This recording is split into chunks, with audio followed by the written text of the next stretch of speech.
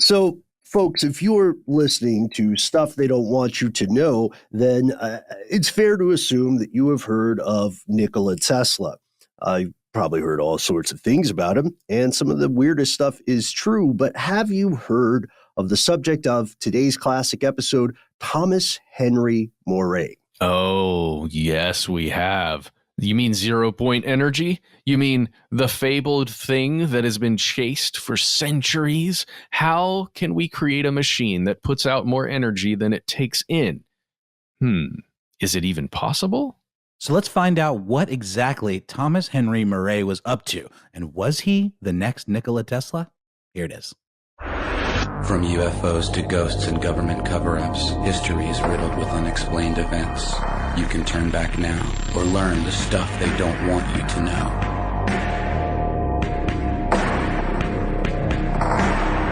Hello, everyone. Welcome back to the show. My name is Matt. And I am Ben. And we are both suffering from some kind of cold. I'm not sure what it is. I think we've been working a little too closely on these episodes, Ben. Maybe, yeah, because we both got hit with the same viral thing. Whatever it is, it's constricting everything above my neck. So, yeah. Sorry, that's not really, look, that's not a transition, guys, listening to this. We just wanted to let you know. That's why we sound a little weird. Speaking of fantastic segues, right? Yes. Well, you know, one thing that is funny is that whenever one of us is under the weather, you know how, listeners, when you're under the weather and you have a sore throat, you notice that you get the Batman voice, you know? Oh, yeah. I'm not wearing hockey pads, or whatever that line was. But yes, today, we return to you having narrowly avoided death's door and still not quite up to 100%. We couldn't wait to get back onto the podcast and to talk about a subject that was fascinating from the moment you introduced it, Matt. And this one is something that you came up with. Could you give us an introduction here? Sure. This week we've been looking at suppressed energy. We started with Tesla, one of our oldest videos, and we're really interested in this subject because this seems to be energy and electricity, and the gathering of it seems to be one of the most important things that exists for humanity. Your computer, like the computer that just made that noise, it would not be here if we couldn't efficiently get energy somewhere and store it. Okay, so a lot of people know about Nikola Tesla. A lot of people know about Thomas Edison. There are a lot of big names out there. Sure, yeah. But there are people who wanted to try different unconventional ways to harness energy, to deploy energy to the public. And one of these guys, his name was Thomas Henry Moray. And you may have heard of him, but probably not. And we're going to talk about him today. Yeah. So who was Thomas Henry Moray? Well, he was born in August in 1892. Let's both high five. Matt, you and I were both born in August. Not of 1892. Not of 1892, as far as we know. Mr. Moray graduated the Latter-day Saints Business College. He became an engineer, getting a PhD via correspondence courses at the University of Uppsala. And for decades, he was tinkering with these ideas of alternative energy, following the lead of Tesla, who was one of his personal inspirations. Yeah, so this is huge for me.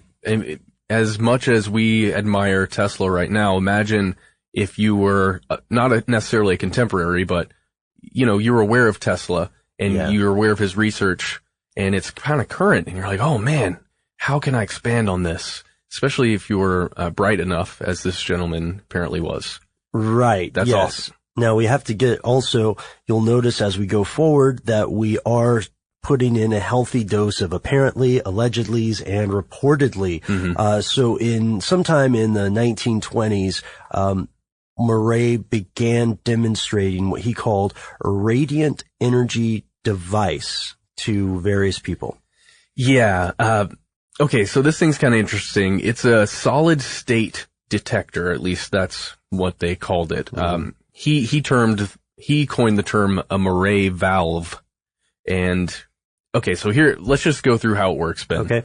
So allegedly it stimulates, this is kind of weird, stimulates oscillations that are already existent in the radiant energy from space. So the energy that's coming in from the sun, other stars that just exists out there from the ionosphere, that idea of harnessing that radiant energy that's just there. Oh yeah, like that idea of energy, the idea of some energy from the heavens. He's not the first person to do that, and we know he's not the last, but the oscillation thing then would be that this energy is coming to Earth from space in waves. Yes, and somehow being able to harness those waves. So he had a bunch of antenna that were connected to basically high voltage capacitors, some semiconductors, some transformers, and well, I guess we'll look at this a little later. Okay. But it means that the device was allegedly able to convert this ambient radiant energy into some form of usable electricity. Okay. So if we think about the way that a hydropower generator is able to harness the tides to generate energy, right? Yeah, well, in that case, you've got the physical movement of waves, right? Right, yeah. And tides. Yeah. In this case, you're dealing with something a little more, I was going to say esoteric, but harder to grasp. Yeah, if it's real. So one of the most popular tests that you will hear about when you read about Moray or talk about Moray is that this Moray valve apparently ran for 157 hours nonstop one time, generating around 50 kilowatts of power, and it had no connection to conventional power sources. This is a great bar story already. Oh yeah, exactly. And, here's the crazy thing, Ben. There were a ton of contemporary, or at least a handful of contemporary experts at the time that got to take a look at this device, and they said, okay, well, it's working. Something's happening. Yeah. You're getting electricity, but they couldn't explain how the heck it worked. Right. And these were engineers, journalists, apparently officials from various companies like Bell Laboratories or government agencies like the Department of Agriculture, and someone, even according to Moray, disassembled and rebuilt the device and got it working, because it's a solid state detector, so you can take apart these things and then put them back together. If that is true, that's an extraordinary test, because even today, if you look on YouTube where teardown videos are so popular, that's really how you demystify stuff. But so we said we're going to go back in more detail on this device. So what exactly were they tearing apart? What is the Moray device or valve? Let's start with what it was not. Okay. And what it was not was a perpetual motion machine, or at least an alleged perpetual motion machine. Yep. He even explicitly said that it was not this. So, okay, well, let's talk about what a perpetual motion machine is, I guess. Right, okay. So, as far as we know, that's not possible. A machine that would not be connected up to any, at least known energy source that would be able to create power, some form of usable work, in perpetuity. That currently does not exist. At least to our knowledge, and it cannot exist because it would violate the thermodynamic laws. Right. 4 laws, describing the characteristics of closed systems. Without going too far into this, the laws of thermodynamics are some of the most well-established laws in the world of physics, primarily because almost everything we observe, and pretty much everything we've observed so far, seems to substantiate the existence of these principles. Now, we had an interesting moment because you and I did a vlog earlier in the week on the types of perpetual motion machines, whether someone has invented them or not. And we had some great responses on YouTube. Some of you, if you are watching our YouTube shows as well, thank you. Some of you raised some really cool and interesting points with some stuff we want to follow up on. One of the big ones we got that I want to address directly is the notion that the universe itself is a perpetual motion machine. However, the tricky word here, as I think we say, is the word perpetual, in perpetuity. forever and ever and ever. Amen. That from what we understand about the observable universe is at least not going to happen with our universe due to the, unstoppable build of entropy. Yeah. You can't stop entropy. At least we can't do it yet. Right. That's the thing. There, with our universe, at least our current models, there was an insertion of energy, a point where the energy expanded. Right. And if the Big Bang happened. If the Big Bang happened, which is currently our best model. Sure. Yeah. There was energy input, and it's going to go and move it's going to continue to grow and expand, and then we'll see what happens after that. Yeah, if we want to space out a little bit, I know this is a tangent, but then we could also look at the universe from a bigger picture than the Big Bang. Oh. And that would be like the Big Bang and then a big crunch, then another Big Bang. So this series of oscillating universe, if you will, universes, I guess, or. It's one big wave, man. It's got a crest and then it comes back down. It's crazy. Yeah, man. True Detective, second season, please get here faster. Well, we'll see what they say. If they have that, wouldn't it be cool if, Russ made a cameo? Oh, please. I don't think he can though, because it wouldn't work. It's a different time period. Okay. Well, no spoilers. If you haven't watched it, check it out, without kids in the room. Dude, we should start getting paid to do that kind of thing. What? Talk about shows that that I love. How do we do that? I don't know. I feel like it's payment enough for us to do it that way, because if someone was paying us to say that we liked a show that we didn't like. Yeah, see, that's not I don't know if I'd be comfortable doing it. And that's not going to happen. So we are not being paid to endorse True Detective. We just enjoy it. Yeah, sorry about that. Right, yeah, sorry about that, us. But anyhow, so Moray, there he is. And he's saying, no, you guys are being dicks. This is not a perpetual motion machine because it's receiving external energy from this unidentified source that modern human beings have yet to use. And it might be confusing for some of us right now to hear it called, alternately a radiant energy device. And we're describing these antennas, these semiconductors and stuff. But why is it called a valve? Well, it's called a valve because the most important part of it is this valve, right? Mm-hmm. So, all right, bear with us here. Okay. So the valve itself, it's made of this kind of, quote, a mixture of triboluminescent zinc, a semiconductor material, and a radioactive or fissile material formed in a rounded pellet inside a tube. Yeah, and we're gonna keep going with some quotations here for the description of this alleged machine. So the antenna on the Moray device could vary, but they were always gonna be built out of some highly conductive metal, and the valve inside was functioning as a diode of sort, right? Mm-hmm. And so here's the part where it gets pseudoscience-y, if it hasn't already, for all the physics majors who are already throwing rolling stuff eyes in the room. Yeah, get ready, reset your eyes, because they may roll pretty crazily here.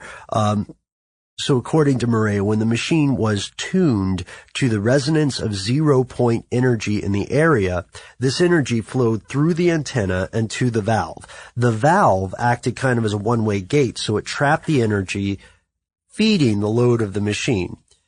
This meant that the matter in the vicinity of the machine was out of equilibrium and the 0-point energy was not returning, creating an energy vacuum.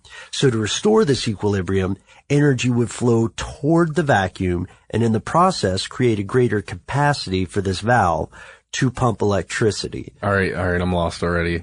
Right. That sounds... So it's, again, I'll take another water example, okay? Okay. So think of a water wheel. That's a very clever invention. It's not a perpetual motion machine, and it's powered by an external source of energy, right? Mm-hmm. Water moving. So when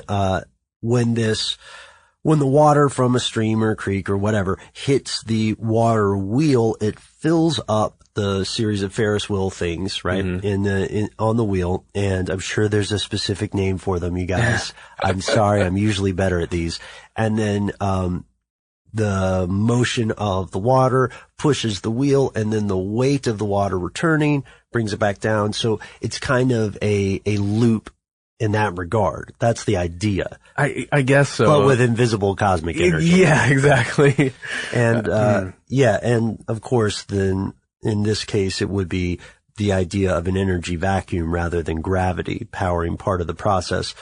But here's the thing. We don't know. We can't, no matter how many times it was demonstrated back then, we will never get to see that device in action. That's correct. That's because it was destroyed. And it was reportedly because Moray basically decided not to sell it. And he didn't want to disclose the plans to build one of these things. So either the big business, quote, big business. Right, like Bell Laboratories or anyone interested in energy and monetizing it. Or communists, Russia perhaps. Somebody he didn't want someone to get their hands on it.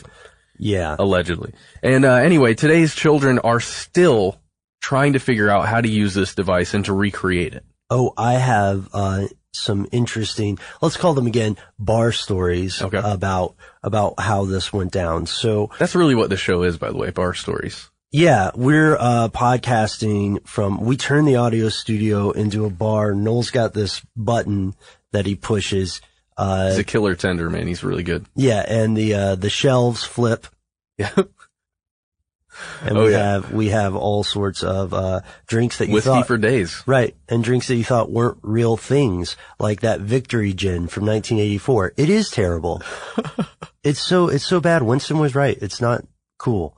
But we have other things. So anyway, here we are in a bar. Where else would be more appropriate for the stories that we're about to say? So the story goes that Moray we talk about this in our episode, that Moray was involved with something called the Rural Electrification Agency or Association or Service, and they were infiltrated by the Reds. If I could have some dramatic music, Noel.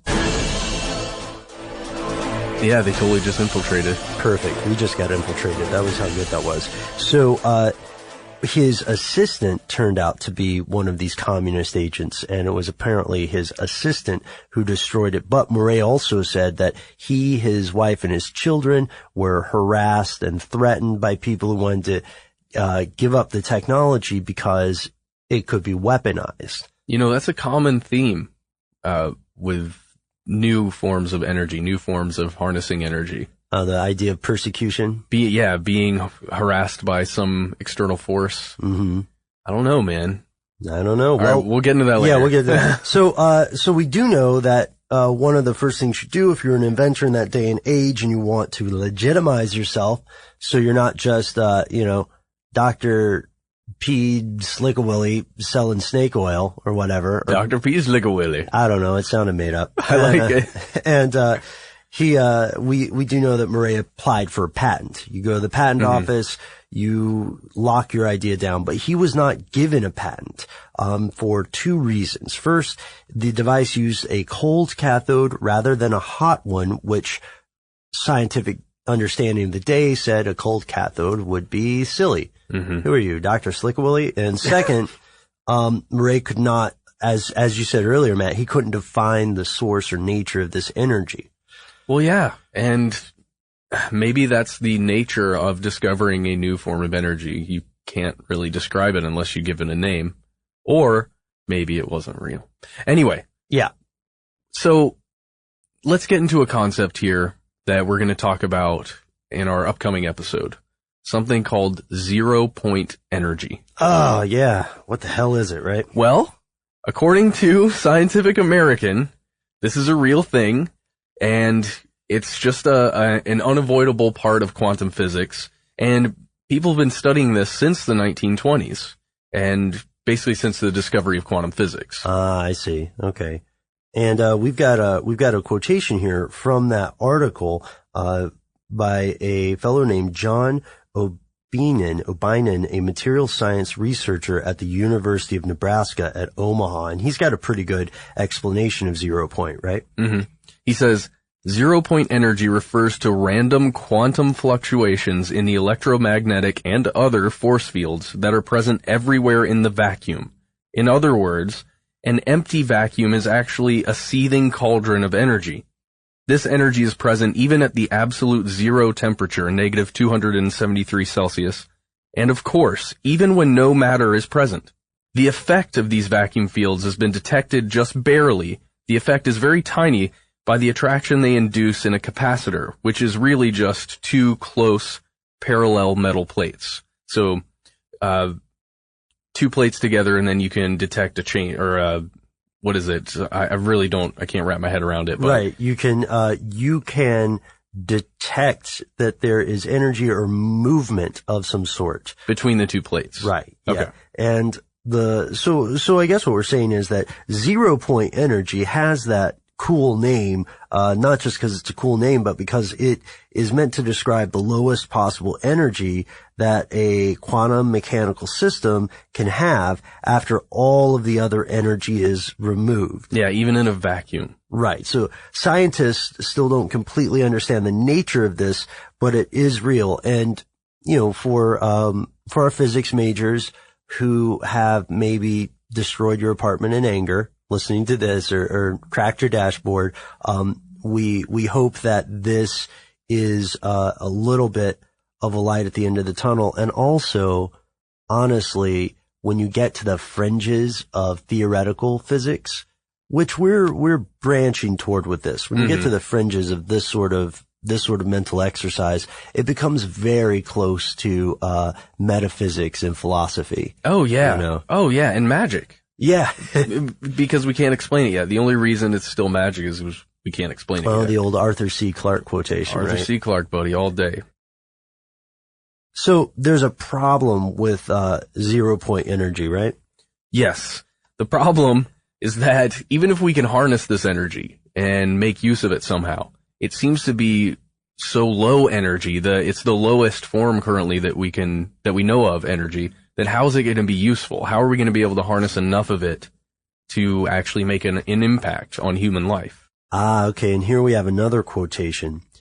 The 0 point energy cannot be harnessed in the traditional sense. The idea of 0 point energy is that there is a finite minimum amount of motion, or more accurately, kinetic energy in all matter, even at absolute zero.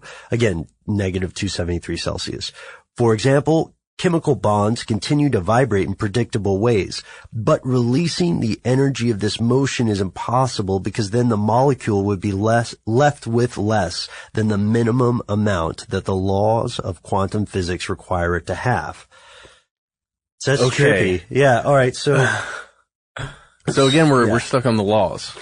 Yeah. And the laws are there because they're the closest we have to an absolute, right? Right. And I only say closest because it's almost impossible to be 100% certain, right? Yeah. We can always be 99.99997% sure that something is going to happen. But there's always that chance. That 0.00003. Yeah, whatever how many it is. Zeros, how many nines.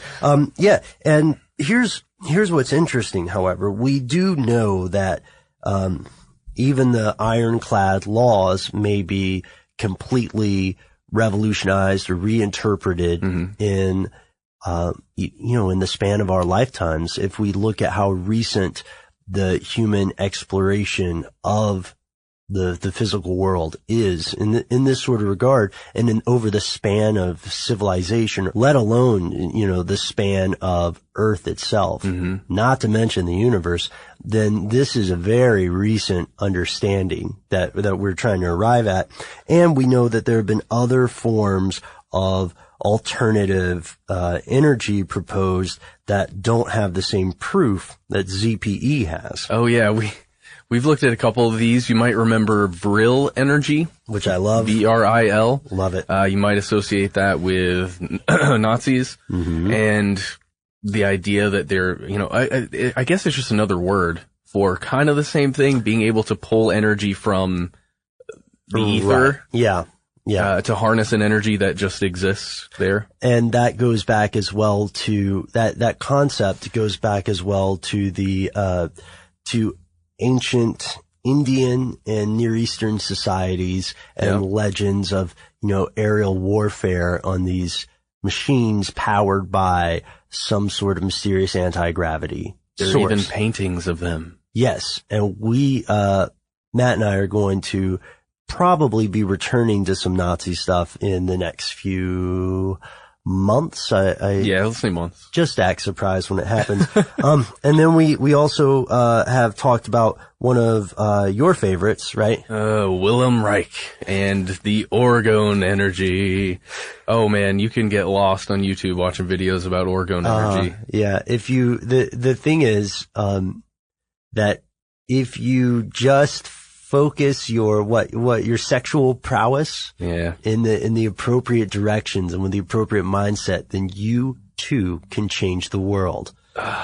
You can burst clouds, you can put them back together. But then it's lost, at least some of the recent videos I've watched have lost that sexual part that was originally there in Wilhelm Reich's thing. Right. And now it's just about crystals and metals and arranging them. In resonance. Yeah. Now, we should point out that we have a video that touches on Vril, but we have some stuff just about Wilhelm Reich. And if you want to learn more about that, those videos are a great starting point because, something really strange, we're not going to tell you what in this episode, but something very strange happens to him and his research toward the end of his life. And it's absolutely proven and it's not a secret. Yeah. So you'll have to hopefully go to our website, stufftheyon'twantyounknow.com or YouTube to check it out. Weird stuff happens to people who are exploring new energy. That is true. Now it's time for us to separate some fact and some fiction here. So here's a fact. At this point, nobody, and I mean nobody, has satisfactorily reproduced this device or a similar device that we know of. Yes. Nobody's publicly done that. And it should be noted that many of the things we're talking about here come directly from Moray's books and writings, and several of them are available online. So if you're interested in this stuff, you want to learn more about it, you can actually get Moray's stuff. Right. Yeah. His most popular book, I think, The Sea in Which Earth Floats, or it's something like that. We mentioned it specifically in our video. That book itself is not available to read for free online, as far as I know, but he has several other shorter books that are based on lectures he gave that do address this. The Patent Office has yet to award Moray's successors, though from what we could find, they do keep the patent current, so the application current rather. So they have been trying to get this patent. So here's a fact. One of the biggest topics here that we talked about earlier is technology suppression. And it's a huge conspiracy, but it's also fact. Because if you just think about the monetary goals and the consequences that would occur if someone could bring out some kind of new, cheap, maybe even free energy that could be harnessed, the consequences to the economy, to these massive businesses and corporations that own huge billions and billions of dollars worth of stake, that, there isn't free energy, that you have to pay for your energy somehow. Yeah, I see what you're saying. The idea with this tech suppression stuff is that the world's governing powers are actively working in concert to suppress any technology that could topple the status quo. I had a fascinating conversation with some folks about this a long time ago, Matt, over at Georgia Tech, and the idea was, at this time I was pretty skeptical still of the idea of global tech suppression. I can see it happening in some countries, but not for extended periods of time across the world. And I was talking to this friend of mine who said that he believed it definitely does happen. And furthermore, here's where he got weird. He said it should happen because something as disruptive as free energy, which people are literally dying to pay for now, something that fundamental to the current economic system becoming free, being out of that system would cripple economies. So people would have free power, but they wouldn't be able to get food or they wouldn't be able to find shelter. And while I see that argument, I think that it is self-serving and short-sighted. If this stuff is true. And that's this part, by the way, guys, is entirely my opinion. But the concept is frightening. The concept that there would be some group of interest that would rather the world exist as a place of suffering, inequality, and artificial scarcity of resource is just, it's horrifying. I mein, it's not even a reign in hell versus serve in heaven thing. It's a reign in hell versus be a regular person in a slightly better world. So it's been alleged since ancient times, you can read about people saying that the wheel was repressed in some cultures. Well, nowadays it's not that hard of a task to suppress technology because of our patent system. If you control the patents, then you control the system. In my eyes at least, especially with some of these secretive patents that exist. Yeah, let's jump in. That's what we should definitely end our episode on here. So skeptics, they say that there couldn't be, and I've been one of these before, they say that there couldn't be an effective suppression campaign nowadays. There are too many people that would be required to keep this secret. And then also, if you were one of these governing interests, wouldn't you want to monetize the new tech? Wouldn't you want to make money and also, hey, be the guy who saves the world or the lady who gets the Nobel Prize for completely changing the world of physics? It's a really good point to make. People who support the idea of suppression would then note what happened with Wardenclyffe Tower. Yeah. But anyway, I just wanted to step in to paint the scene there. Oh, no, that's fine. That's totally fine. I didn't mean to jump to patents. No. Well, tell me what's up with patents, because this is something that we always try to point out, you and I, because a lot of people don't know this and everybody should know this. Oh, yeah. Okay. So according to New Scientist, from 2008, in the year 2008 till the end of September in that year, a total of 68 new U.S. inventions were made secret, but only 22 of them, against 53 from the previous year, came from what the U.S. Patent and Trademark Office calls John Does. These are private U.S. citizens who invent some kind of thing and then apply for a patent. Like somebody makes something in their garage, like a true inventor. Sure. And this is not just in the United States. Technological suppression is real. It is legal. You can get a gag order if you invent something. So in 15 NATO countries and also Australia and New Zealand, if you invent something, you can see your invention become subject to government secrecy. Often you might not ever see it again for any useful time frame. And that's because if someone sees this invention as a threat to national security, its publication is legally suppressed until such a time as the threat is deemed to have lapsed. And you get a gag order slapped on you. Right. You can't even tell people that your invention has been suppressed. So, this has some really interesting comparisons here. If we look at how many patents are under wraps that we being, the U.S., the public, we've figured out, about how many have been applied and put under this gag order stuff. Do you want to hear the number, guys? It's huge. 5,002 estimated patents that have been kept under wraps.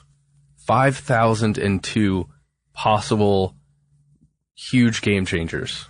Okay.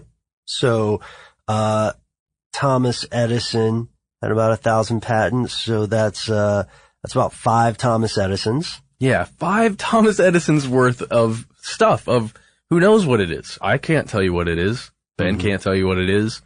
Even the inventor can't tell you what it is. Yeah, the inventor is the one who will get in trouble. We could guess. Yeah. And just get a talking to, perhaps. So here we are in 2014, and we know that technology can be suppressed effectively. And when, before we run off the rails and say that Uncle Sam is keeping the world in a dark age of fossil fuels, well, what we do have to realize is that a lot of these patents could become secret because somebody stumbled upon something that DARPA or the NSA was already working on. You know what I mean? Or we have to say that Uncle Sam is GE and Uncle Sam is the energy company. That's an interesting thing too, because yeah, well, that's a possibility that might be a story for a later day or a different podcast. What do you think? That's right. So we know that no matter what, regardless of whether Moray was a charlatan or a man ahead of his time, we know that technology suppression is real, and it's not just in the United States. It's all over the world. I'm going to be thinking about this Moray guy and this machine for a while. Mm-hmm. I really want to know. I want to know if something worked. Yeah, it's interesting to wonder if somebody discovered some sort of, what if this is real? Someone discovered a solid state detector in their garage, applied for a patent, and they legally cannot tell us about it. And what if they're one of many? Yeah. To me, that's the weird thing is that it is possible, if not plausible, that this thing, if it is real, has been invented multiple times and suppressed multiple times. Can you imagine being at the patent office and going, another one? Yeah. Oh gosh. I wonder how many times they have to replace the patent office people. The Frederick device. One day. These people are just putting their last names on the same thing. I have to keep up hope though, because it's so easy to spread information now. That's true. Although you spread something like this, the number of people that will just dismiss it outright and go, oh, it's a crazy person. Yeah. Thinking they're doing this. Even if there truly was a revolutionary thing, the hardcore skeptic inside of me might even say, yeah, it's crazy talk. Yeah, but we do know that at some point, some of these things can be revealed, and we just don't know the timeline. It's weird when you think about how many, government secrets from the 1920s and stuff remain classified. Dude. There really is, in this case, regardless of whether Moray's machine works or whether it's a hoax, there really is stuff they don't want you to know. Nice, Ben. Oh, I don't know. That was really nice. Oh, thanks, man. Hey, all right, guys. So if you want to talk about this stuff with us, you can find us on Facebook. We're Conspiracy Stuff there. You can also find us on Twitter. We're at Conspiracy Stuff. And that's the end of this classic episode. If you have any thoughts or questions about this episode, you can get into contact with us in a number of different ways. One of the best is to give us a call. Our number is 1-833-STDWYTK. If you don't want to do that, you can send us a good old-fashioned email. We are conspiracy@iHeartRadio.com. Stuff They Don't Want You to Know is a production of iHeartRadio. For more podcasts from iHeartRadio, visit the iHeartRadio app, Apple Podcasts, or wherever you listen to your favorite shows.